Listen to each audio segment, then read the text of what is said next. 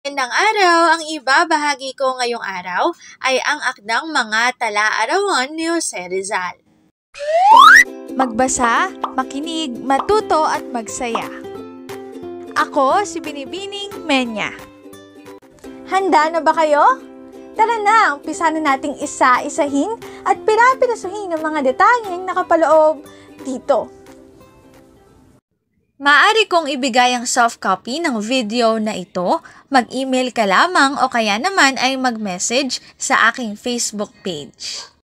Ilalagay ko ang aking email sa gitnang bahagi ng video at ang Facebook page naman ay sa huling bahagi matatagpuan. Maraming salamat sa panonood! Katulad ng binanggit ko kanina, ang ibabahagi ko ngayong araw ay ang mga tala-arawan ni Jose Rizal.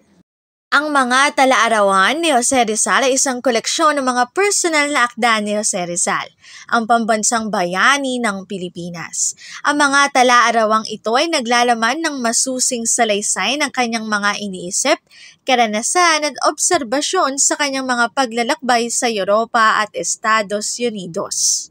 Na rin ang kanyang mga pagninilay-nilay tungkol sa sosyal at politikal na kalagayan sa Pilipinas sa huling bahagi ng ika-19 na siglo. Sa kanyang mga tala-arawan, naitala ni Rizal ang kanyang mga pang-araw-araw na aktibidad, pakikipag-ugnayan sa mga tanyag na tao, at ang kanyang laban kontra sa kolonyal na pang-aapi. Ipinahayag din niya ang kanyang pananaw ukol sa edukasyon, reforma at ang pangangailangan ng pambansang pagkakakilanlan at pagkakaisa ng mga Pilipino. Sa pamamagitan ng kanyang mga sinulat na ipadama ni Rizal ang kanyang malalim na pagmamahal sa kanyang bayan at ang kanyang mga layunin para sa mas magandang kinabukasan ng kanyang mga kababayan.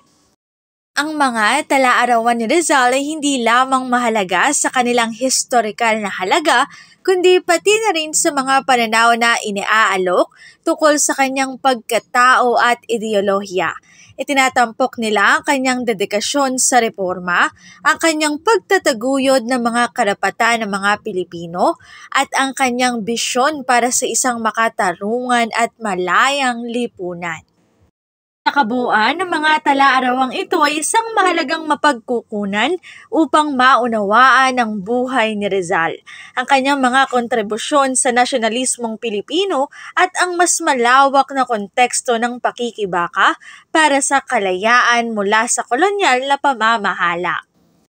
Ito ang sanggunian ng PowerPoint template na aking ginamit. Kung interesado kayo ay maaari nyo ring bisitahin. Mga tala-arawan ni Jose Rizal, dito na nagtatapos ang aking pagbabahagi. Sana ay marami kayong natutuhan. Muli magbasa, makinig, matuto at magsaya. Ako si Binibining Menya. Paalam!